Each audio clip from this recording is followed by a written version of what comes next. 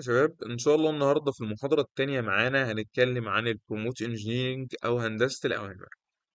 في البداية كده، إزاي تتكلم مع ال AI صح؟ كل ما كان السؤال بتاعك اللي أنت بتطرحه على الذكاء الاصطناعي واضح واحترافي أكتر ومفصل أكتر، كل ما النتيجة بتاعتك هتكون أقوى. مش أي سؤال طبعا يتسأل، لازم تسأل السؤال صح. زي ما ظهر قدامنا في الصورة دي. لما بتدخل ال AI حاجات غلط، فهو بيرد عليك بنتائج سيئة انت مش بتفهمها. وده يعني ينطبق برضو على العكس، اللي هو لو كل ما بتدخله بروموت كويس، كل ما بيطلع لك نتيجة احسن، وطبعا بتزيد الانتاجية بتاعتك.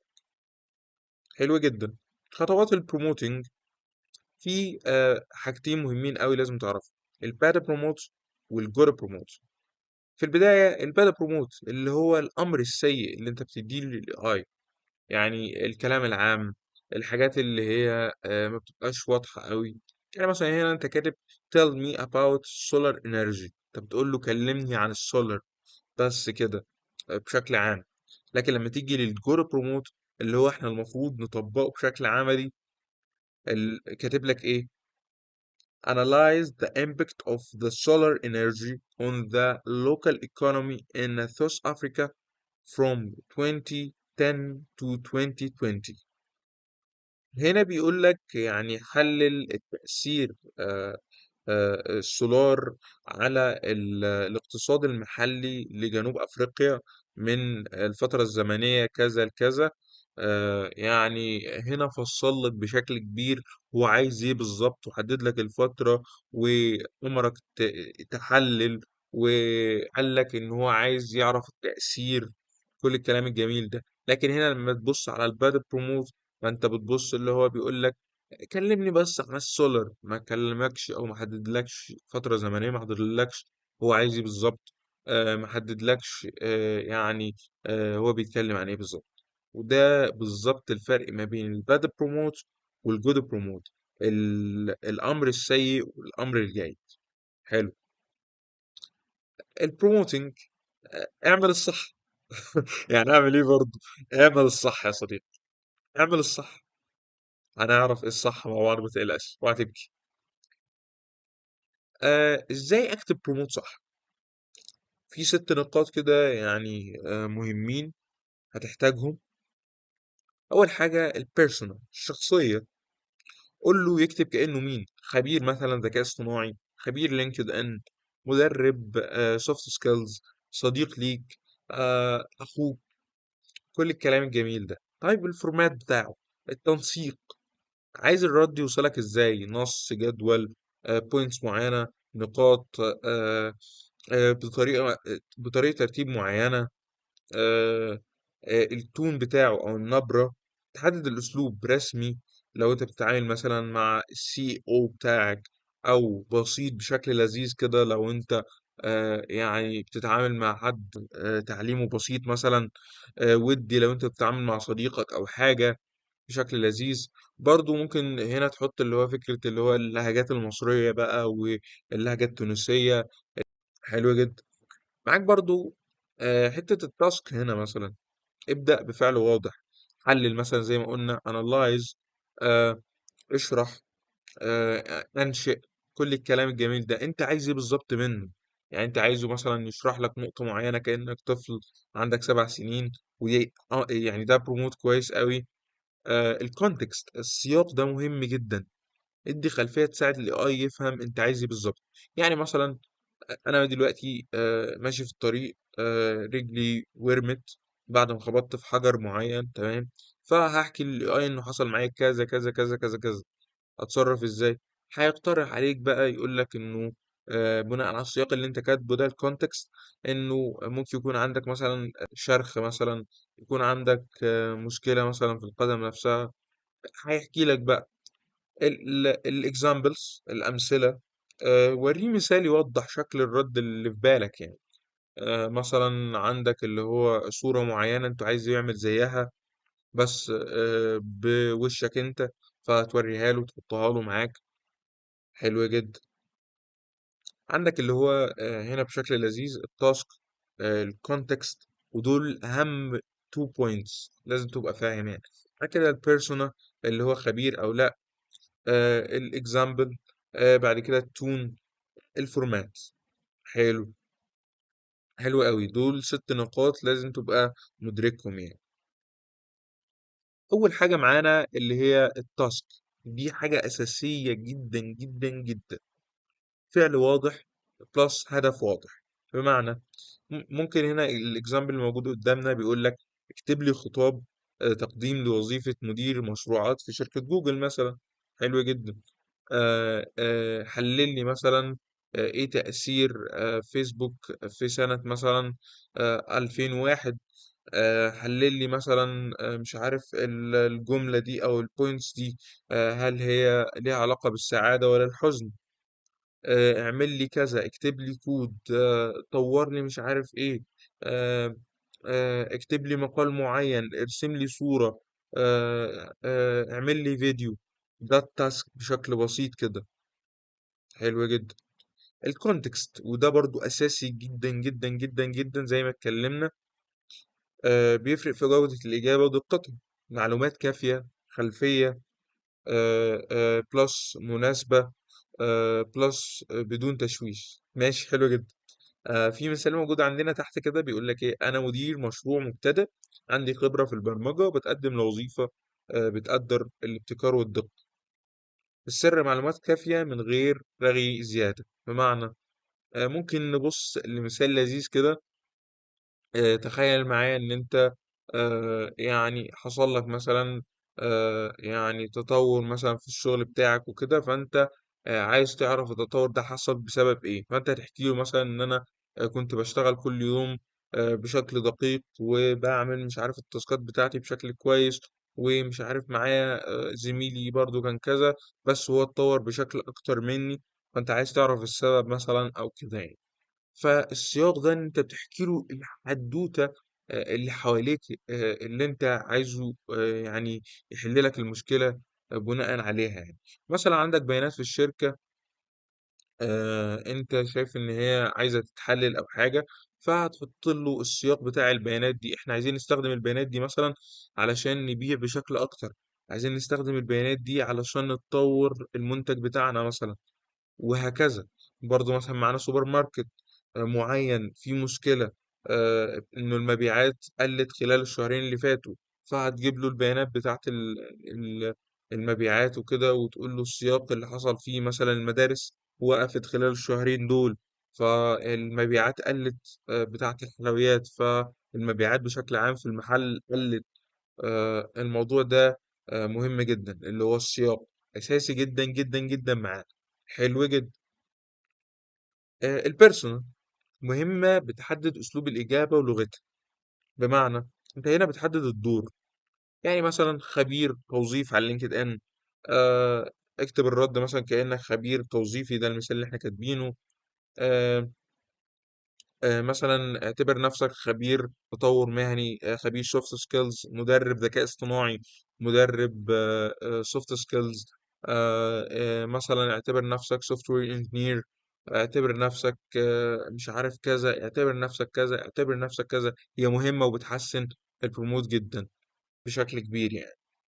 اعتبر نفسك مثلا مطور عقاري، واكتب لي مش عارف كذا. اعتبر نفسك مش عارف اللي هو ديفلوبر، اعتبر نفسك فرونت اند وعايز اعرف الموقع ده اتعمل ازاي. اعتبر نفسك في اي يو اكس. ايا كان بقى اللي انت عايزه يعني، تتكلم بشكل كبير علشان تبقى واضح وتطلع النتيجة ان شاء الله بشكل كويس جدا يعني. حلو جدا. الاكزامبل مش اساسية دايما، لكن بتزود الدقة جدا بتاعة النتيجة بتاعتها. توضيح شكل النتيجة، لو متاح حالة سابقة شاركها كنموذج. زي مثلا العقد اللي اكتشفناه، اللي اكتشفنا فيه بند السرية في قضية كذا، حلله بنفس الطريقة. دي حاجة انت عملتها معاه قبل كده، فبتقول له كإكزامبل حللها بنفس الطريقة. مثلا معاك صورة معينة انت عايزه يعمل زيها، بس بوشك انت او بطريقتك انت او باسلوبك انت، فهتبعتها له. عندك فيديو معين مثلا لموديل وانت عايز تعمل زيه، برضه هتبعته له. وعندك كود معين انت عايزه يشتغل بنفس الطريقه، مش عايزه يشتغل فايب كودنج، هتبعت له برضه الكلام ده كاكزامبل، وتكتب له الباقي يعني. اوقات وجود المثال مش لازم يكون معاه اي عنصر اخر غير المهمه او التاسك. بمعنى ان انت مش لازم الاكزامبل ده يكون موجود في كل بروموت انت بتكتبه، وهو بيحسن بس النتيجه وبيزود الدقه زي ما هو مكتوب هنا بالظبط. حلو جدا. الفورمات بقى مش أساسية بس مهم. لو أنت عايز تاخد النتيجة على طول تكون جاهزة للاستخدام زي ما هو مكتوب يعني. حدد شكل الناتج، الألوان، التنسيق، الحاجات اللي هي إيه بتبان للجمهور وبتشد العين يعني. طلع لي مثلا تقرير في جدول فيه اسم العقد والبند والملاحظة والتوصية. عايز مثلا الجراف كذا كذا كذا كذا كذا، وعايز اللون يبقى كذا كذا كذا كذا كذا. عايز مثلا يبقى فيه اللي هو يعني نقاط معينة، عايز يبقى فيه فقرات، عايز يبقى فيه مثلا نقاط وبعد كده فقرات. الترتيب بشكل عام اللي انت عايزه يبقى عامل ازاي. هو ده الفورمات، لكن هو مش أساسي.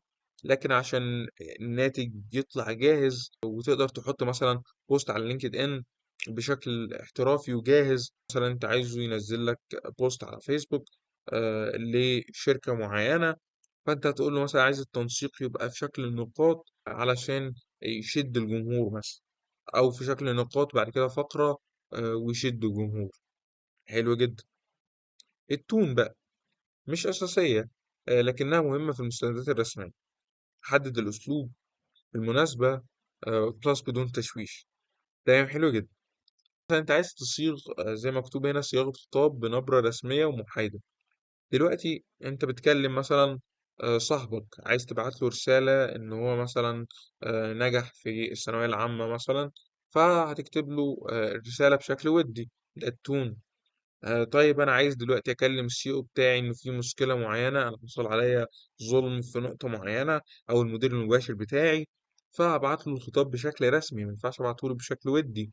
عايز مثلا اخاطب مدرب معين علشان يجي ايفنت انا عايزه، انا شغال بي ار مثلا في منطقه معينه، فهتكلم معاه بشكل او بطريقه مناسبه على حسب شخصيته. يعني عايز مثلا تبعت رساله لوالدك بمناسبه عيد ميلاده، فهتكتب له بطريقه معينه.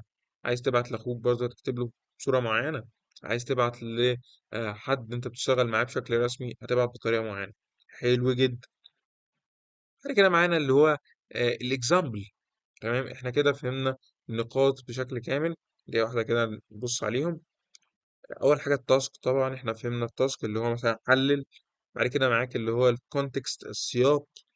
انت فهمت اللي هو فكرة اللي هو بتديله رؤية عامة عن الموضوع اللي انت عايزه يرد عليك بيه. بعد كده البيرسونا اللي هو الشخصية، بتحدد الدور. أنا مثلا خبير توظيف أو خبير ذكاء اصطناعي. اوكي. بعد كده بتديله اكزامبل مثلا اللي هو النتيجة اللي انت عايزه يطلع بيها او عايزه يطلع شبهها. معاك الفورمات اللي هو التنسيق، مثلا عايزه يخليها لك في شكل نقاط. حلو جدا. التون اللي هو النبرة اللي هو بيتكلم بيها رسمية او ودية. حلو جدا. مش لازم نكتب كل الكلام ده او نكتب الستة، لا احنا ممكن نكتب اتنين بس زي ما موجود عندنا في المثال ده. احنا هنا بنقول له اعمل صورة زي دي بس خليها كأنه الشخصية بنت. طلع لنا فعلا الريزلت بالشكل ده. لكن احنا هنا قلنا له التاسك، طلبنا منه تاسك وحطينا له اكزامبل. احنا هنا استخدمنا اتنين بس بشكل كبير. هنا بيقول لك البروموت فورم هو مين. اللي هو مين معناها البيرسونا اللي هو فكرة خبير توظيف مثلا او حاجة. بلس مطلوب منه ايه التاسك بتاعه. تمام. بلس بيخاطب مين. ده امر مهم جدا. مش شرط زي ما قلنا كل برومبت يكون فيه الستة مع بعض. هنا احنا كتبنا ثلاثة بس، اللي هو البيرسونا والتاسك، وبرضو كتبنا اللي هو التون. حلو جدا. لما نيجي نبص بقى على الصورة دي أو الستيكر ده، تمام، في واحد ماسك رز وبيحطه في الكاتل. تمام. وحاسس بهلع بقى وكده، والكاتل أصلا بيبوظ والدنيا بتتدمر والرز باظ والوضع سيء يعني. ده بيدل على الباد بروموتس اللي احنا اتكلمنا عنه، اللي هو انت بتغلط في المكونات، بتغلط في السياق نفسه، بتغلط في كل حاجة انت عايز تعملها او تطلبها من الاي اي. فاعمل العكس. لما نيجي نرجع هنا، احنا اتعلمنا ايه النهاردة؟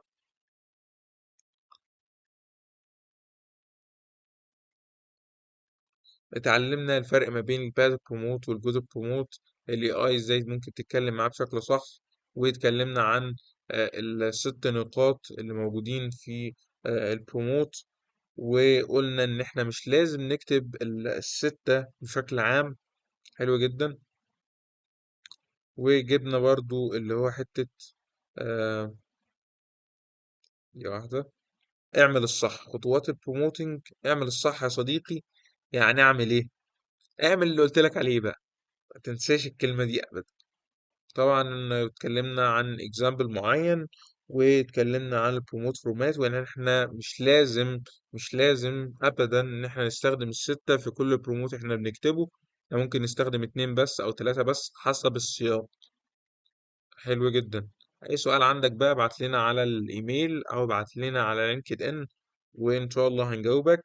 اخر حاجة ممكن اقولها لكم، اعمل الصح يا صديقي. يعني اعمل ايه برضو؟ اعمل الصح. سلام.